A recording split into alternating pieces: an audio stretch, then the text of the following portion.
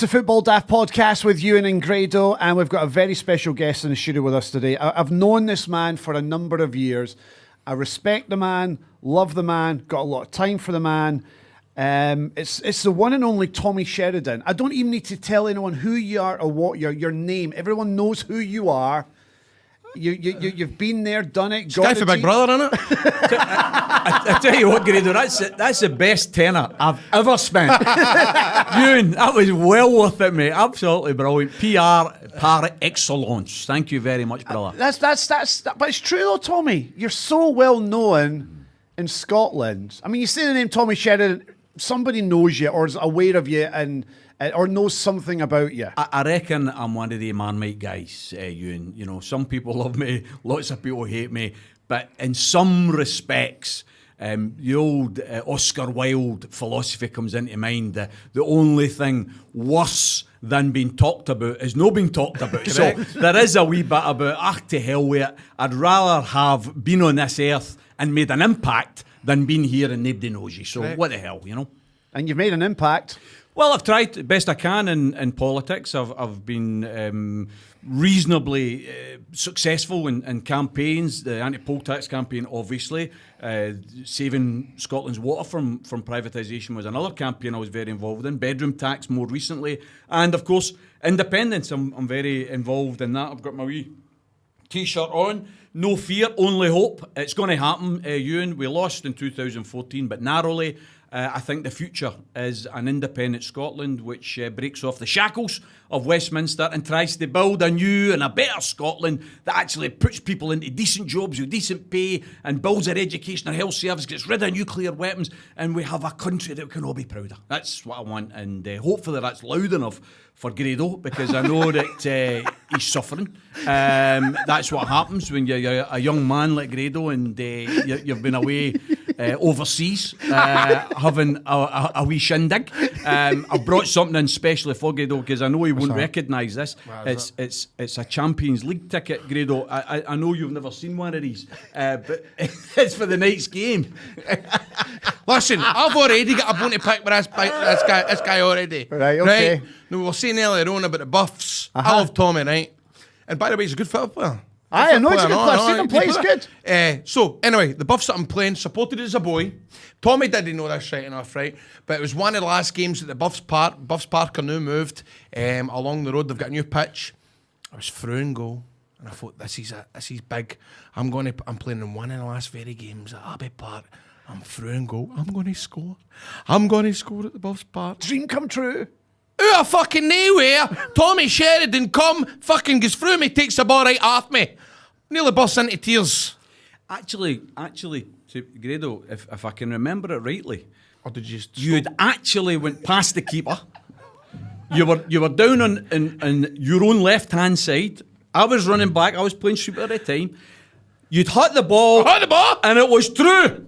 It was hitting the back of the net, and I could have stopped my right foot for going out and just stopping it going in. But I just thought, no, I can't, mate. It would have been unprofessional for me to let you score. You think about it, mate. How would it have looked? Grado, professional wrestler, scores a goal.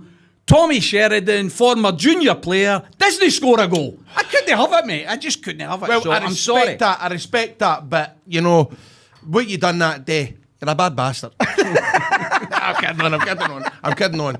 Yeah, but I love your enthusiasm, Grado. What I love is, by your own admission, football isn't your first sport. No. And I think it's my second either, is it? Obviously, everybody that watches knows that. But the point is, you come on and you know what? You entertain. You entertain because you have a laugh, you do your bit, and you roll about with some of the players and all the rest of it. And at the end of the day, the fans that have came along to watch those games, they love it because it's a bit of entertainment. And sometimes we forget that's what football's supposed to be about. Exactly, sometimes you do. And there's a few times I've been on this podcast where I moan at some of the players because I go, come on, man, stop taking it too serious. I get pulled up off methadone. Mick, he goes, heard you were talking about me in your podcast, sir. Yeah, because I'm taking it too serious. Because sometimes I do think folk need to take a step. The punters that are watching it, they want a bit of fun, a bit of carry on. Aye. But at the end of the day, it's a sport. And competitive. Aye, and you people don't want to win. Aye, and you don't want Daft Credo, do you? And On the park? Tommy Sheridan likes to win. I like to win. If you're going to play football, don't get me wrong, Ewan, I can accept getting beat, but there's a way to get beat, and that is that you try your hardest, you do your best, and if the other team is slightly better than you, then you just need to say hard lines, right? However, if you get beat because you haven't tried and because you haven't applied yourself, that's not good enough. Right. So I don't care whether it's tiddlywinks, I don't care whether it's we five-a-sides. We play five-a-sides twice a week. Method Mix involved. He's a good player. Scott Kell, another boy for Outlander, is involved. With a few ex-pros involved. Charlie Des Clark's is involved. Des Clark as well. They all love it, right? But you know what? We play to win. We play. He's definitely we're called the Yellow Bibs, right? Because it was taken for the yellow vest. And See, France. before you go any further, Sorry. Tommy, I have some inside information about this little five-a-side game that you play on a weekly basis. Okay. You're all about solidarity and socialism. In its place. In its place. Anticipating your next point. In its place. I understand, Tommy, that you're a bit of a dictator when it comes to the football. Because you make sure that the best players are in your team. Aye. You arrange it, you sort it, you fix it. So what says, let's help each other out about the social, let's all just do a wee bit, let's ever have a fair chance at the game. Not for you, Tommy. I've never been in this team. That's my point. You're not good enough. He's a fucking dictator. Everybody gets a vote. No, they didn't. But I count them. Stalin used to say that. It doesn't matter how many people vote. It's who counts them that matters. Right? And so from my point of view, what happens is I look at the best team from the week before. Right. And I say, that's in my team. Because I need to win. Because we started a wee league. And we started to report it on our wee WhatsApp page. And I cannot have it that my team isn't at the top of the league. How bad does that look, for goodness sake? So you've dictated how the team lines up. Yes, absolutely. Right, okay. So you're quite happy to admit that. Absolutely. Your politics, it's all about socialism, it's about fairness, but when it comes to football, you're a dictator. No, because what I would say is the dictator bit is only insofar as I pick the teams. Fairness, however, is the other boys are going to have to be prepared to stand up and accept this. The rest of them are capable players. These aren't the idiots that are getting the other team. What they lack, however, is they're not organised. They're not organised. They don't know whether they're playing midfield, defence, forward.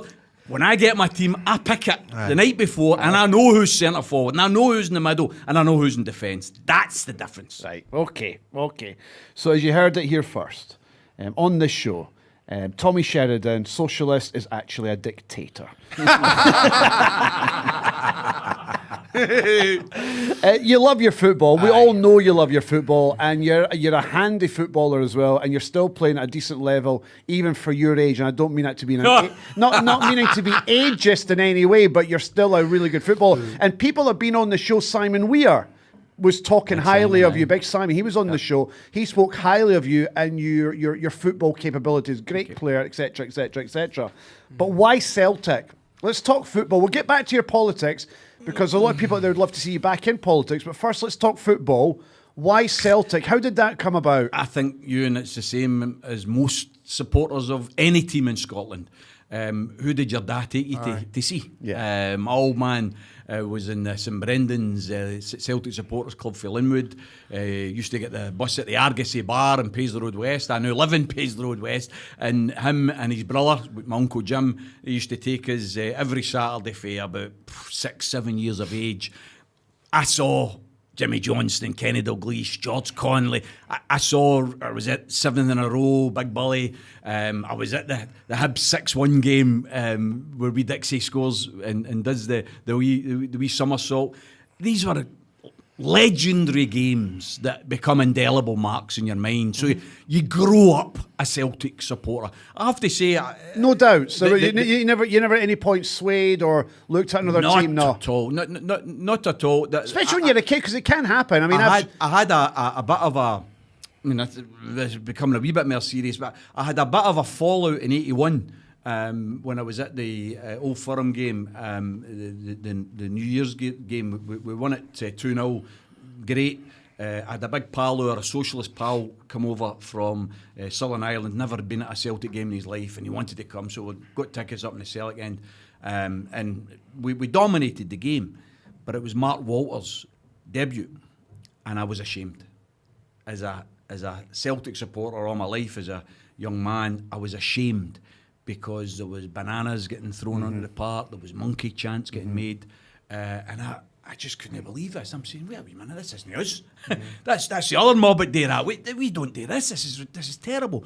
And for a few years, I've got to say, I became very disillusioned. Did you fall out of love with Celtic after that? At that stage, I fell out of love probably for about 2 or 3 years. I was very angry.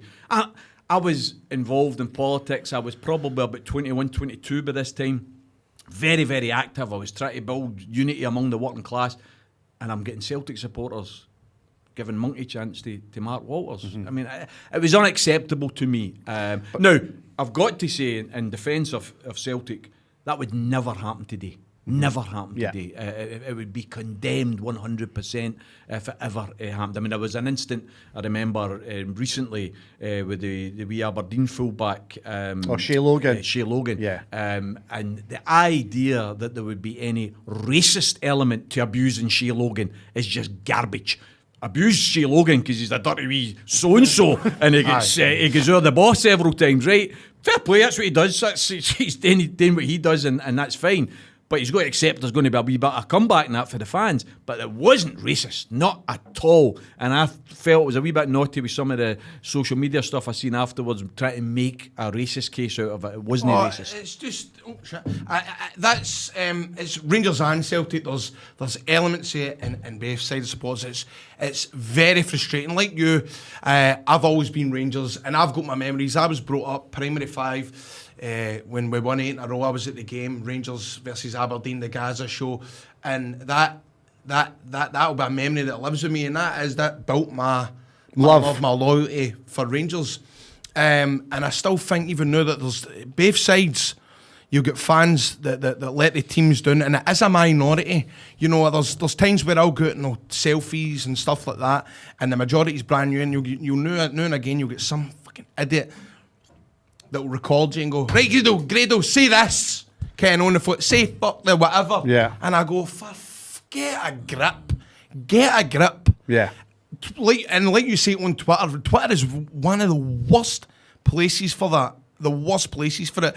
The fact that some of these fans can go in there and spew the stuff that they do, and they can twist stories, manipulate it. It's horrible. It's a really depressing part of our game because the Rangers and Celtic rivalry is brilliant. There's nothing better. It's a rivalry, but when people take it that far, when it gets personal, and some of the hatred that really lets it down. But the rivalry is important, Grado. From my point of view, it's important to make the point that my old man took us to these games, as I say, for 6, 7, right up to 10 or 11 when I started to play football myself. And after I started playing football, fair play to my old man, he wanted to come and help run the team. Obviously, it was the only way I could get a game. But the point is, that's what he did. He gave up the football to come and run the football. And I always remember my dad did something which at the time I didn't really realise the significance of it. But my dad had I know you're going to talk about. My dad had a tattoo in his forearm, right? And it was a crucifix, Jesus on the crucifix. And my dad went to Eddie's tattoo artist in Glasgow there and got an eagle put out of it, right? And I said, what are you doing that for? He said, no, the boys are Catholic, son. And because I played with Pollock United, he helped to run Pollock United. He became the president of the club and all the rest of it. And that, to me, was a wonderful thing that he'd done because he realised he wanted everybody to feel welcome and involved and part of the club. And he thought having him being the manager, having effectively a Catholic tattoo in his arm might not make these youngsters feel comfortable, because in those days you wanted to make them feel inclusive. Absolutely. Yeah. I get brought up in Pollock, loved Pollock, fantastic housing scheme. People slag Pollock sometimes and all that. I had nothing but good memories for Pollock. Pollock was full of warmth and good people, good footballers and everything else. My 2 best mates were Rangers fans. I got brought up with two Rangers fans. One of them still a best mate, Monty, Tommy Montgomery. And the truth is, this is the thing about the rivalry, me and Monty loved each other, right? We loved each other. But see, when it came to Celtic games, we fell with each other all the time. We fought, whether that was a penalty, whether that was offside, it was brilliant. But by the Sunday, because in those days the games were always played on Saturdays, never had Sunday games. But by the Sunday we were back talking again, But on the Saturday night we were fighting like cat and dog because we were passionate about the game. But it didn't go. It didn't step over the line. No. As soon as you step over the line and you start to disrespect people just because they disagree with you, then you're losing the argument. Yeah, totally. Yeah, you don't win anything in that kind of debate. What was Vern Troyer like? Good. Listen, me and wee Vern were like that, by the way. I'll tell you, true story. We're talking about Big Brother for anyone who doesn't know what that means. True story. We Vern get called into the diary room. It was the first, I think it was the second or third day into the Big Brother, Celeb Big Brother, and 2009 I think it was. And we were all waiting and wee Vern coming back and we're like, we thought, oh God, he's getting penalised because he'd been hitting the bevy and all that and a couple of nights before, and he was also talking about certain women and all the rest of it, so we thought, oh, he's getting a doing in there, So he comes out and he's a wee bit ashen faced and all that, and I'm, oh God, what's happened? And he comes up to me, serious as hell, he says, Tommy, I've nominated you. And I'm me, what is That's against the rules. What do you mean you've nominated me? He says, they've told me that I need to select a fire buddy. In case the fire alarm goes off, someone needs to get me out of here. Can you do He's the same height as a fire extinguisher, so it was no problem. I says, no problem. I had to say to him, right at the outset, when the first night we went in, we're all introduced and all the rest of it. And I probably get slated nowadays from the PC brigade, but I said to him, Fern, listen, you need to know something. See, in Glasgow, we call everybody wee man. So when I call you wee man, it's not derogatory at all.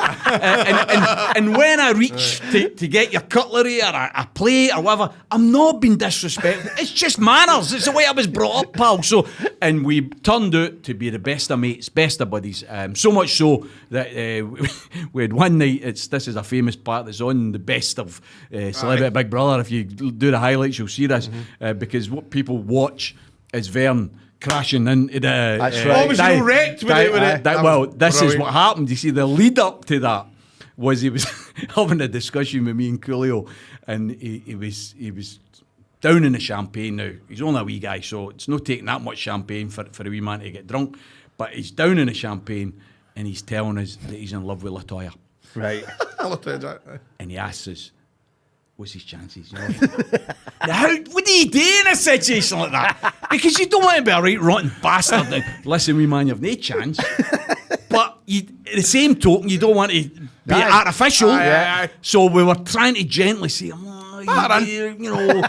you really think so? Oh, he was to confess how much he loved her and he was going to ask her and all the rest of it. And the real sad thing is he then later told us, he'd had the piss taken out of him a right few times from women who had used him to get to big parties and then dumped the wee man. Yeah. So he was used to, I'm getting into the LA crowd, and then before he knows that somebody's buggered off, I think he'd been 2 or 3 engagements broke off and all that stuff. So when he's giving it this stuff about he's in love with Latoya, we're like, oh, wee man, look, your mate said, have another drink. And of course, he drank that much, he ended up jumping on the wee boot, bang, right into the diary door. So that's the story. That there was the lead total up entertainment. to Vern. You know what was really, really, I mean, for me, that's one of my favourite series ever of Celebrity Big Brother. It was so good. And one of the things that came out of it, which surprised me, you became really good pals with Vern Troyer, but you came out best pals with Coolio. Yes,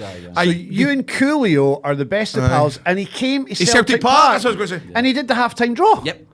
I mean, it was magical. If anyone says... There's a wee story to do with this, right? But I used to retire to the luxury, they called it a luxury bathroom, right? Which, and I used to go in there because boredom is a big thing in Celeb Big Brother, right? I mean, you see the wee bits, but it's boring for most of the time. I used to go in there and do some sit-ups and press-ups, try and keep myself fit and all that. And then one time... Say that again, because I'm embarrassed about saying that there. Right. I said rip the nut off it, that's too fucking... Go back, get back. I didn't Sorry, even- mate. I didn't even I hear you. say that. Or I should we didn't say, hear is that funny? No. I never Is even that heard funny? that. No. Nah. Nah, it's no. So Go back, sorry. So there was this luxury bathroom, and I used to go in there and a wee bit of time to yourself, bit of sit-ups, press-ups, try and keep yourself fit. And this one day, LaToya comes in, and she wants to talk. And LaToya, I didn't know anything about her, right? Gail takes the piss right out of me nowadays because she's like, you're sitting there listening as if you didn't know any of this. I said, I didn't know any of it. So she was telling me all about her life, and some of it was dead sad, how she'd been used in the family and blah, blah, blah, blah. It was all about the Jackson loyalty stuff. But she's talking away to me. I'm like, I'm trying to do my subs here. And then, Big Brother, LaToya, for the next 5 minutes, you must repeat everything Tommy says. And I was in the middle, I can remember it clearly, I was in the middle of explaining nationalisation to her. I was talking about, because she was asking, what is a socialist? Now, And do you know at this point that she's meant to do this? No. no, I didn't know right, this. It's a task. But so I then think to myself, wait a minute, this is too boring. So I sang Flower of Scotland. Oh, Flower of Scotland. Of course, LaToya's having to sing Flower of Scotland. And then I was as naughty as hell. And I know I shouldn't have done this because, especially if you want to win, which I didn't, because I thought, fuck it. Hail, hail, the Celts are here. And of course, LaToya starts singing, hail, yeah. And then what happens is your man Coolio nips in. Hey man, that's a great song. What's that song? I want that for the LA Lakers, you know. And then from that, he asks where it was from. I explain all about Celtic. Terry Christian was in as well. That's right. Me and him were talking about Man United, Celtic. Coolio knew nothing about any of it. And I said to him, you need to come to Parkhead one day. You'll love it. You'll absolutely love it. So in 2009, we have the Big Brother, finished the 21st of January. I got out, and the following week, I hadn't seen the family for 3 weeks. I hadn't seen my Wayne for 3 weeks. We got all the family round, and here, call. Gail's made her lasagna, right? She's got a family and she's not a very good cook, right? She's like, oh, lasagna. Phone call. Hey, Tommy, I'm in Glasgow. Any chance come to get me? Fucking the bold man. He's in opening some club in Glasgow city centre. He's wanting. I says, listen, mate, there's a few people in the house. You want to go? Yeah, that'd be great. So I says to Gail doesn't know who's on the phone. I said, listen, Gail, I'm going to have to... What are you doing? I'm going to have to go. What's up? I'm going to get Coolio. He's why I come back to taste some of your lasagna. He's been in Big Brother. We didn't know this, but he was a famous cook. He was brilliant in Big Brother. He cooked all the meals. He was absolutely brilliant. I go into town, pick up the Bulging, bring him back to Cardonald. And of course, I don't know how, but when we park outside the house in Pedro West, there's about 10 or 11 of the youngins. They must have, I don't know how they heard us, well, somebody told me, but they're all there and Coolio and Cardonald. in Cardonald, you know. So he comes in, we have a great wee night, he's playing poker. Brilliant. All the family, my mom, my dad, Gail's mom and dad, pictures with him and all the rest of it. He tucks into lasagna, and then he says to us about 2 a.m, he says, oh shit, Tommy, I was supposed to be away at 1. He said, I'm opening this club. It was some new club up in town, so I had to bolt up to the club, drop him off, and then ever since then, every time he came over, he would contact us, and I ended up getting him an honorary membership of the Tartan Army. They presented, they presented a kilt to him, which was fantastic. But every time he came over, there was no Celtic game on. And then 2 years ago, contacts us, Tommy, I'm coming up, I'm doing a concert at the Hydro. I said, oh, what's the dates? Bang, bang, bang, Celtic are playing Hibs. I says, listen, mate, Dynamite. I'm going to get a ticket. Fair play, I phoned Big Tommy Melville, who owns a few clubs in Glasgow, because I'm struggling here, mate, tickets, because it was a sellout and all the rest of it. No problem, I'll get you some hospitality tickets. Aye, that's fantastic. But he could only get 2, and I wanted to take Gail and Gabrielle as well. So I chanced my arm, and I phoned the boys at Celtic TV. I says, listen, who you got making your draw this week? Well, we've not really got anybody yet. You fancy Coolio? What? I says, it's a great story, you know. Aye. Gangsters paradise, in paradise, man. It'll be brilliant, Oh, that'd be brilliant, Tommy, that'll be brilliant. I says, well, count it in, it's going to get done. And he says, listen, 2 tickets go with that. I says, brilliant, that's excellent. So Big Tam got his 2 tickets for Gail and Gabriel. So they had the hospitality. I got the 2 tickets with Coolio into the main stand. And of course, comes to nearly half time. And they're coming up to pick him up. And I remember I says to Coolio, I says, look, mate, just be careful when you got there. You know, I'm not that popular among the high Hegians in here. You know, I mean, I'm big for independence. Some of the ones in that board there, they don't want independence. You know, which is a disgrace. But anyway, so you better maybe no mention me and all that, and maybe no mention the Green Brigade, because you love that. You would see when he walked in, what's that one? Because they were all bouncy. But he says, what's that? I said, that's the Green Brigade. He says, oh, it's brilliant. So here he goes into the park, blah, blah, blah. So what brings you to park here? Mammy Tommy! Mammy Tommy! And the Green Brigade! Hail, hail! You can see it's on it's recorded on it. It was absolutely brilliant. Of course, the thing finishes and the Bulgy gets the scarf and he's supposed to walk off a run and he decides to do a sprint up the track, shaking everybody's horn. That's amazing, absolutely brilliant. That's class. And then to finish that story, the wonderful thing was he'd given us back door passes or back stage passes for the concert that night, and it was your man Vanilla Ice. Vanilla Ice and Salt and Pepper. Yes, right? Yes, it's a 90s throwback. There was a throwback night, wasn't So my daughter Gabrielle, who at that time was 12, she's I'd love to come and all that. Does the Bulging not get me up on the stage? Really? At the Hydro? At the Hydro. He's singing Gangster's Paradise. Tommy Sherb. You're kidding me on. Talk about a spare whatever. But, I mean, honestly, I've got no rhythm in my body at all. I cannot dance to save myself. He's got us upstage, but thankfully, he then shouts wee Gabrielle up. And I just slowly but surely back off. And she loved it. And then Salt and Pepper come on, and they wanted her to stay on stage. So a 12-year-old at a Hydro, Salt and Pepper, and then Vanilla Ice come on. You stay on stage. Aye. I was so proud because she had a night that she'll never forget. Totally. That's one of those memories you'll never forget. Brilliant. Yeah. Really So good. the Bulging absolutely loved it. It was his experience at Parkgate. And to be fair to him, we were 1-1, nothing on the left. The game ended, I think it was 2 each that game. That's right. John McGinn was in it. John McGinn scored both of them. Yeah. We should have signed them, but anyway, that's another story. But that was the experience with Coolio, and ever since now he sends his message. He seems like a really lovely guy, and he's does. one of those guys that I've yet to meet, and I'm desperate to meet. So maybe you can sort that for me next time he's Next over. time Tommy. he's over, Get him on this. Get him on this. Next Bring him time in. Next time he's over, if You and him can do a duet with Gangster's Paradise. Oh, do you know the words? You know what you need to do. Clint Eastwood had it right. A man's got to know his limitations. Right? I do know a bad rendition of "You're So Vain." But that's about it, mate. What, the Carly Simon song? Oh, I love it. I love Carly. See, that's the problem, right? See, from a musical Well, point of view. you can't tell me you do a no bad version of "You're So Vain" and you're not going to fucking give me a burst of it. You are. Son of a gun. There you go. See, not everybody knows that's the first line of that is the song. first line, aye. So not everybody knows really that quiet. because it's very quiet at the start, right? Yeah. But I love it. And I Come used on to... then. Grader doesn't know it. You walked into the party like you were walking onto a yacht. Oh, aye. Your hat Just strategically smooth. dipped Aye. below one eye. Your scarf, it was apricot. You had one eye in the mirror as you watched yourself go by.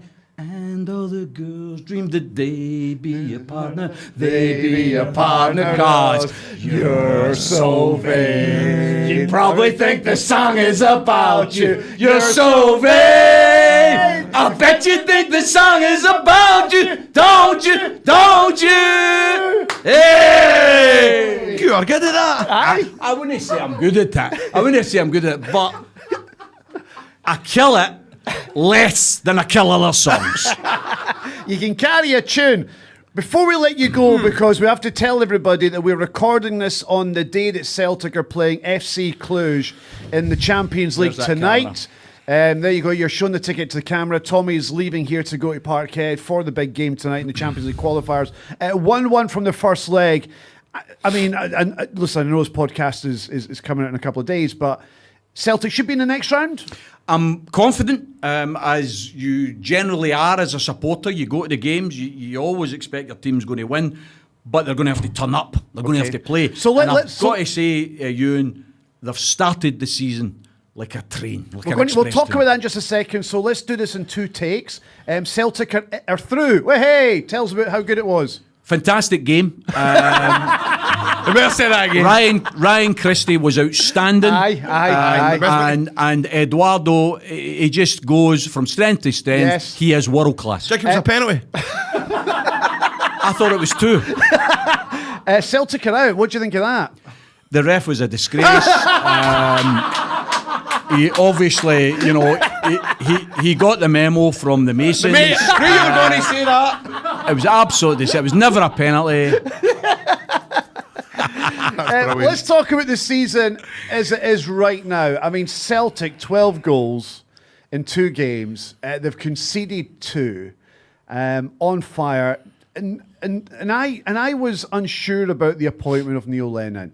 I made a really bold statement at the start of the season. I don't think Lennon survives past Christmas.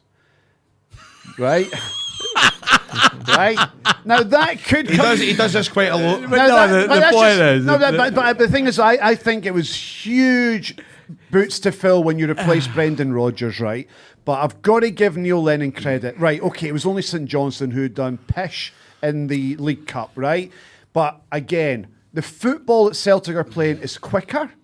It's more attacking. It's not about keeping possession for possession's sake.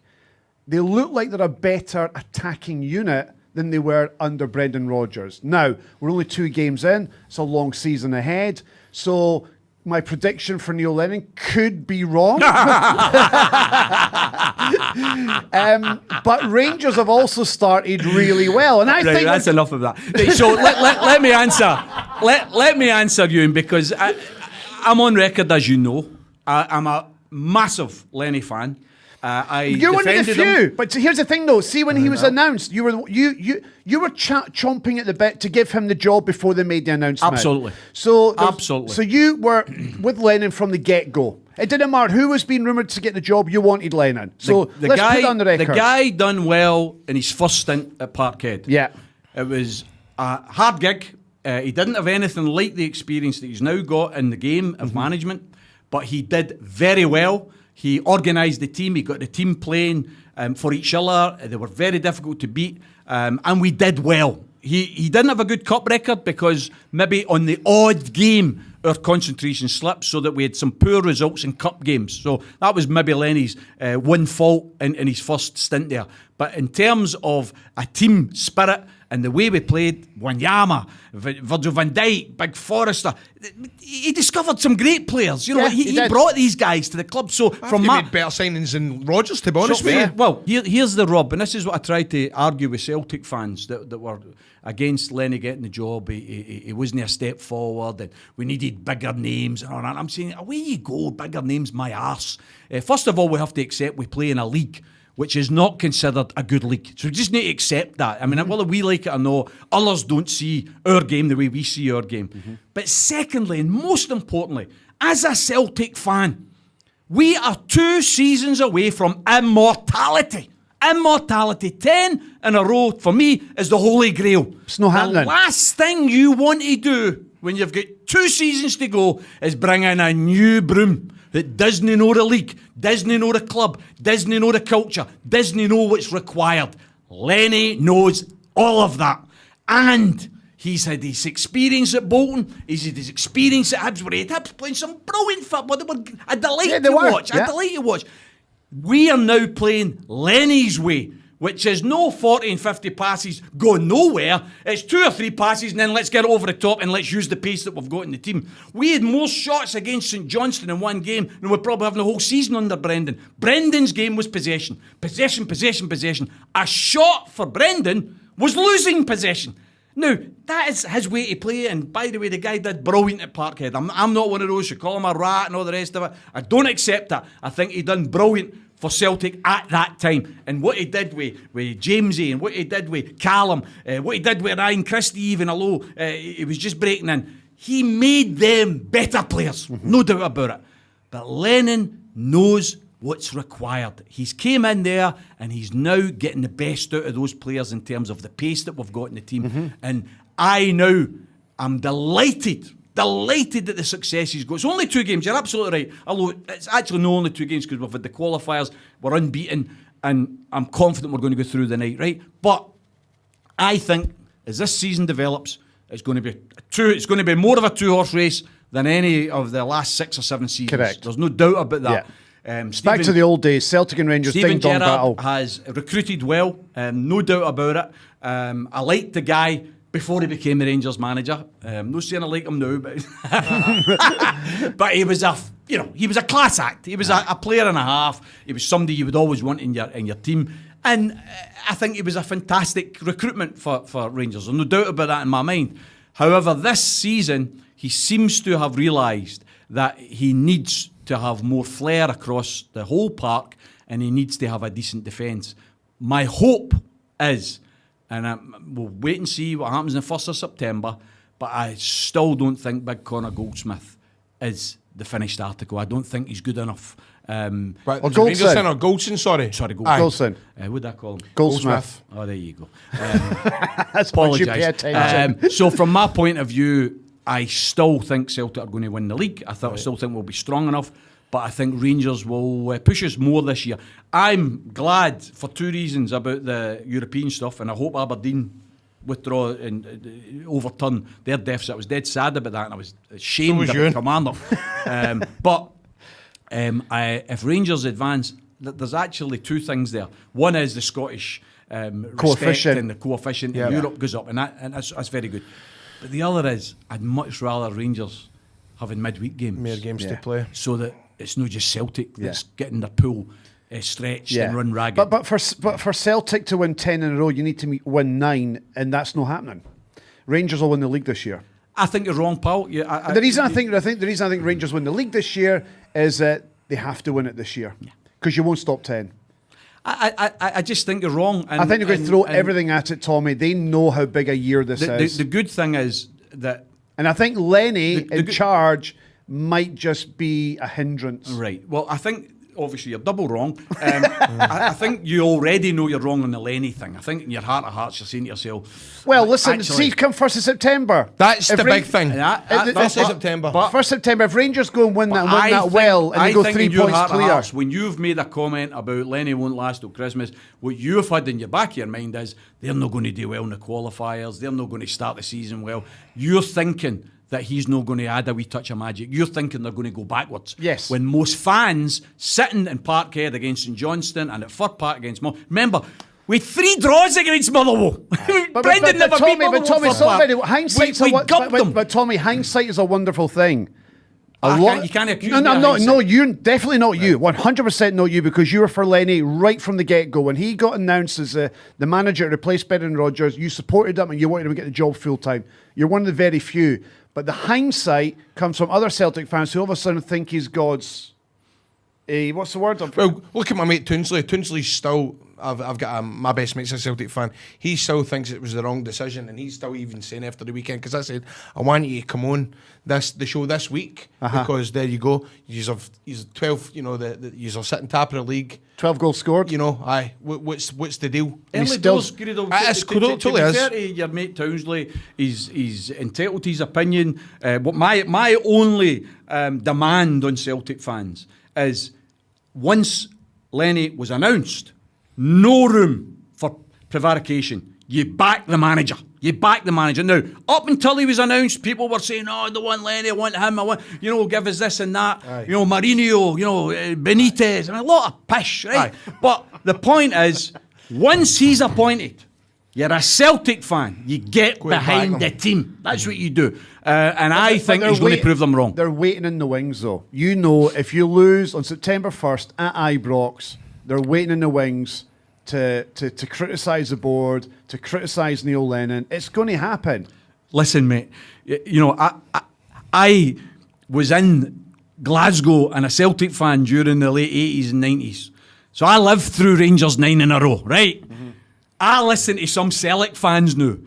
We've just won a treble, right? We've been through a season undefeated, and they're still moaning, right? Some of these Celtic fans ought to get a bloody measure of proportion about where we've came from and where we're going. Trebles never happened before. 10 in a row, never happened before, and it could happen. But it's only going to happen if we unite and we get behind the team. Tommy Sheridan, I love you dearly, and I'd love you to come back on the show one other day. You need to get yourself back into politics. We'll see. You do. Whether I agree with your politics or not, Scottish politics needs people like you. Thanks for the invite, lads, and hopefully maybe later in the season you will allow me to come in to rub his mush in it when Lenny's still here after Christmas. Cheers, Tommy Sheridan. Cheers, Tommy.